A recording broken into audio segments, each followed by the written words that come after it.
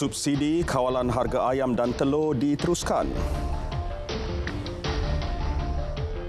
Tiada duti stem untuk I miliki sehingga 31 Disember.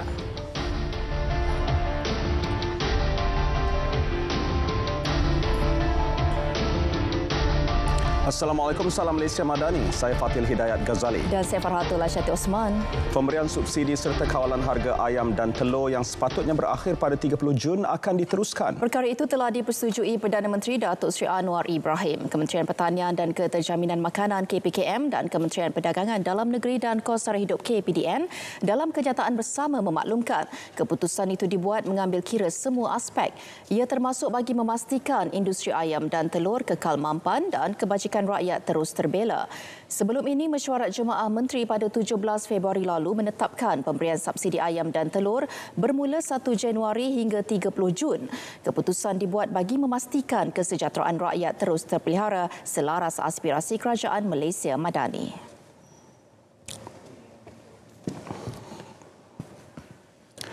Kepentingan rakyat dan negara adalah lebih utama, tegas Perdana Menteri Datuk Seri Anwar Ibrahim. Kehadiran beliau pada Perhimpunan Agung UMNO 2023 adalah atas platform perpaduan yang dapat memperkukuh kerajaan yang dipimpin beliau ketika ini. Yang penting menyempurnakan tugas kepada negara. Pengalaman pribadi itu penting, tetapi dia tidak boleh mengatasi kepentingan rakyat dan kepentingan negara. Jadi saya hadir semula kerana saya gunakan platform perpaduan ini untuk memperkukuh kerajaan dan memberi manfaat kepada rakyat. Beliau mengulas mengenai kehadirannya di Perhimpunan Agung UMNO 2023 yang berlangsung hari ini di Ibu Negara. Pengerusi Pakatan Harapan itu tiba di Pusat Dagangan Dunia WTC Kuala Lumpur pada 9.05 pagi. Ketibaan beliau disambut Presiden UMNO Datuk Seri Dr. Ahmad Zahid Hamidi serta barisan kepimpinan UMNO. Kekal menjadi rakan strategik dengan mencerminkan representasi sebenar UMNO mahupun Barisan Nasional. Justru Presiden UMNO Datuk Seri Dr. Ahmad Zahid Hamidi mengulangi komitmen terus mempertahankan kerajaan perpaduan yang menerajui kepimpinan negara sehingga pilihan raya umum ke-16. Kerajaan perpaduan adalah gagasan besar. Masyarakat madani adalah falsafah besar. Mendepani landscape politik baru adalah anjakan besar. Semuanya ini membuktikan kita sentiasa memikirkan agenda dan idea hebat buat negara. Menerusi ucapan dasar Presiden, beliau menegaskan keberadaan UMNO dalam kerajaan perpaduan juga tidak mengubah prinsip perlembagaan parti. Dalam perkembangan lain, kerjasama yang dirancang Kerajaan Persekutuan dan Kerajaan Negeri Johor adalah penting. Ini bagi memastikan pelaksanaan setiap projek di negeri itu memberi dampak menyeluruh termasuk buat negara jiran. Perdana Menteri menerusi hantaran di media sosialnya memaklumkan, beliau menerima kunjungan Menteri Besar Johor Datuk Onn Hafiz Ghazi semalam. Ia bagi membincangkan pelbagai perkara berhubung kait tata kelola dan peruntukan pembangunan dan ekonomi negeri Johor. Antaranya pembinaan infrastruktur kesihatan dan jalan raya, kompleks kastam, imigresen dan kuarantin CIQ, financial hub, hub keuangan, pembinaan masjid serta sekolah agama di tanah wilayah Felda. Turut ditekankan bantuan pasca banjir bagi golongan petani, penternak dan nelayan serta isu penyelenggaraan serta pembaikan rumah bangsa melebihi 40 tahun. Pengecualian duti stem bagi pemilikan rumah pertama diteruskan untuk menggalakkan pemilikan rumah dalam kalangan rakyat.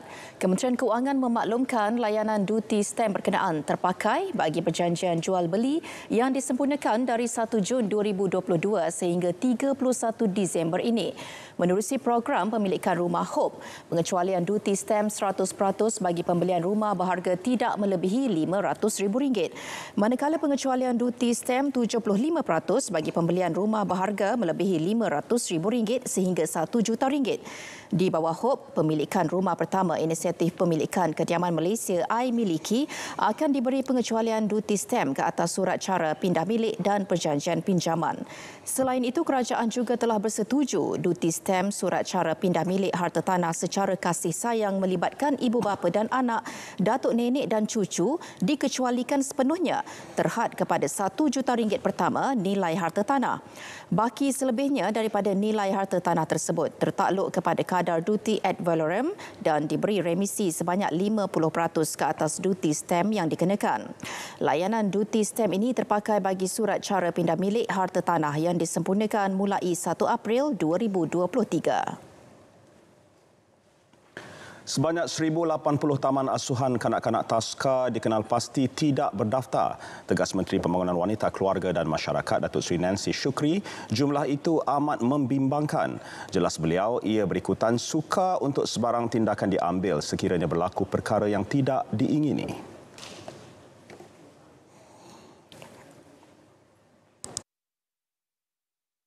Tetapi kita pun kena mencari jalan supaya ianya boleh kita bantu untuk mempercepatkan proses itu.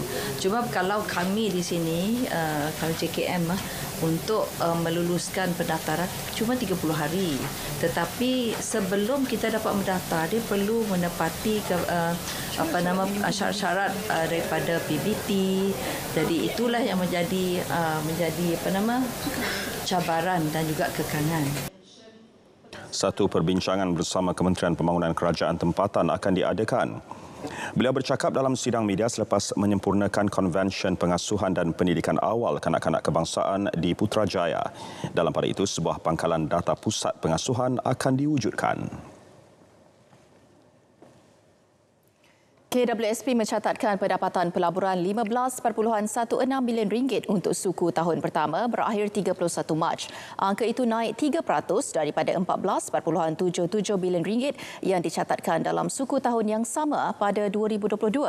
Jumlah berkenaan selepas mengambil kira turun nilai kos atas ekuiti tersenarai yang direkodkan untuk suku tersebut.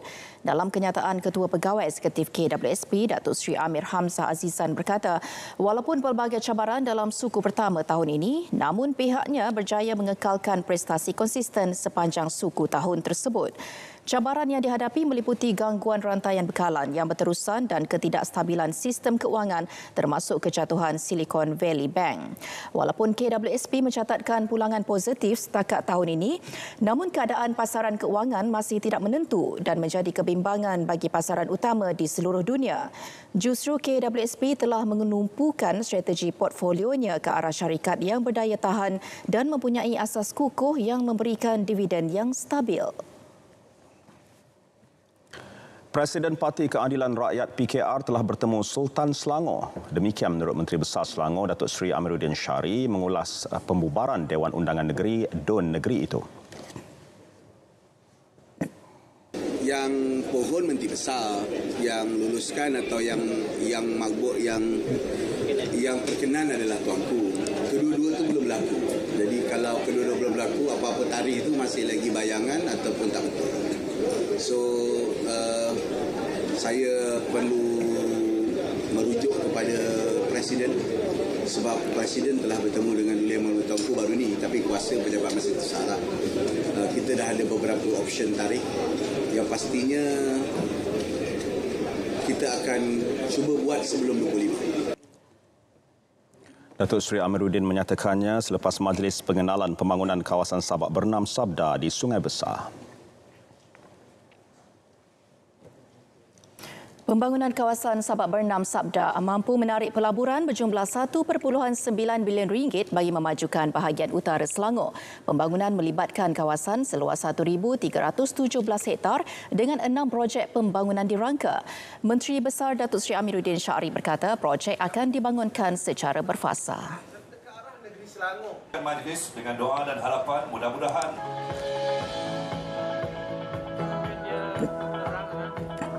biasanya kita target by 2025-2026 paling lambat. Jadi kalau boleh kita nak semua benda ni diselesaikan maksimum tahun hadapan dan kita boleh lihat projek boleh take off maknanya 2026 yang boleh kita selesaikan pada end of this year. So by 2025 kita boleh dapat lihat. Of course dia adalah fasa by fasa lah, dia tidak macam kalau kita lihat tadi di Sungai Lang. Di Sungai Lang tu kawasan dia besar dan ia memerlukan infrastruktur. Apa katalisnya? Salah satu katalisnya nanti adalah jambatan kedua Sabak Benang yang berhampiran dengan kawasan sana. So apabila jambatan tu siap, jambatan tu juga dah hampir siap lah sebenarnya, kita dah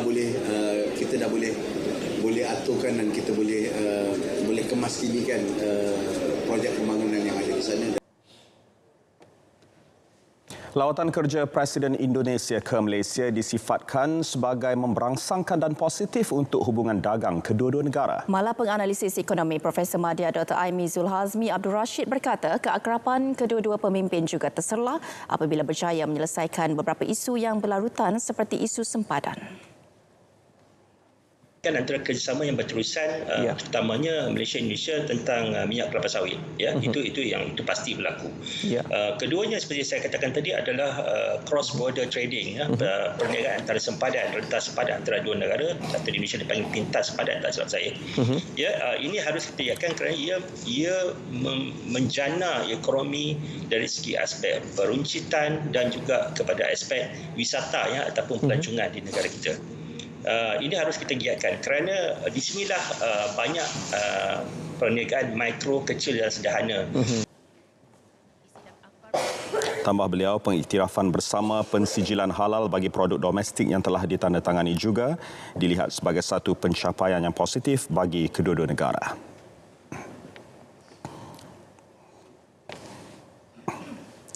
Satu memorandum persefahaman MOU antara Menteri Besar Terengganu Incorporated MBI dan Petronas Gas Berhad PGB telah dimeterai. Ia bagi meneroka potensi kerjasama berkaitan cadangan pembangunan loji jana kuasa hidro mini serta pengurusan operasi dan penyelenggaraan terminal di Terengganu. Jalinan kerjasama itu bagi mengukuhkan pembangunan ekonomi negeri selain peluang pekerjaan dan perkongsian kemahiran teknikal. Projek tersebut dilihat sebagai penyelesaian tenaga boleh baharu TBB yang kritikal dan menjadi solusi cabaran bekalan elektrik terutama bagi kawasan luar bandar.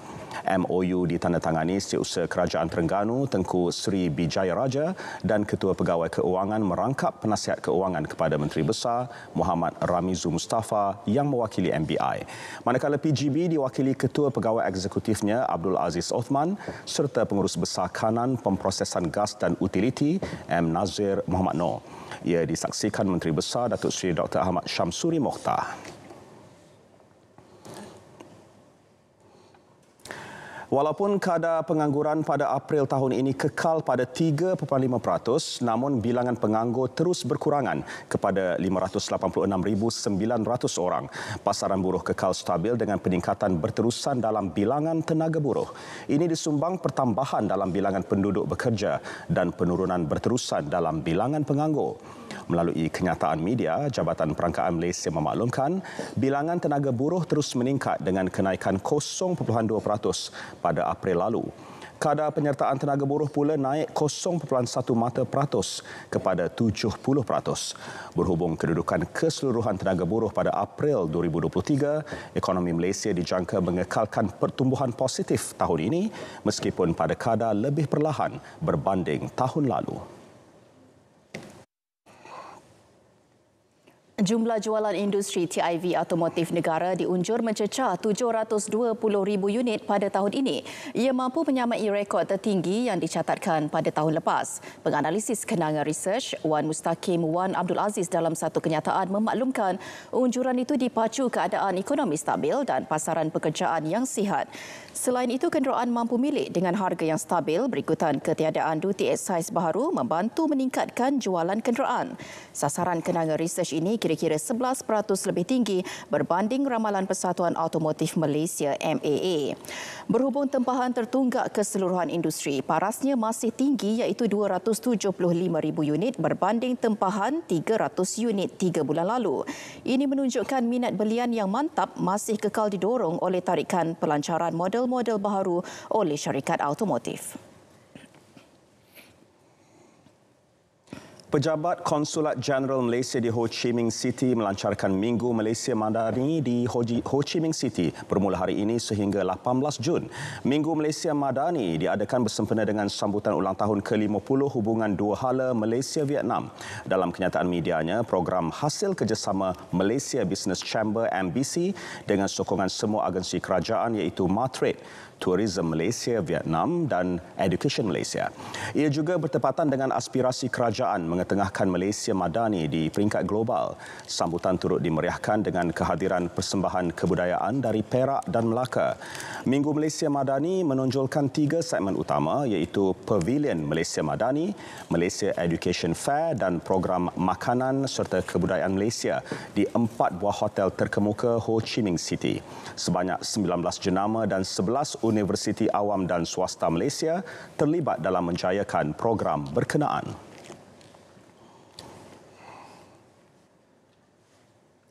Laporan Haji 1444 Hijriah, perkhidmatan luar di sekitar bangunan penginapan Jemaah Haji Malaysia sentiasa dipantau. Unit khidmat luar tabung haji yang beroperasi di Makkah dan Madinah bertanggungjawab atas perkara itu. Pemantauan adalah dari segi aspek perkhidmatan yang mana segi operasinya, jam operasinya. Lepas tu kalau ada misalnya apa-apa masalah, dia akan salurkan kepada kita dan kita akan salurkan kepada pengarah operasi Makkah. Antara perkhidmatan utama yang dipantau termasuk kualiti dan harga makanan dan kafeteria. Unit khidmat luar juga akan memastikan perkhidmatan penghantaran barang yang ditawarkan memuaskan hati para jemaah.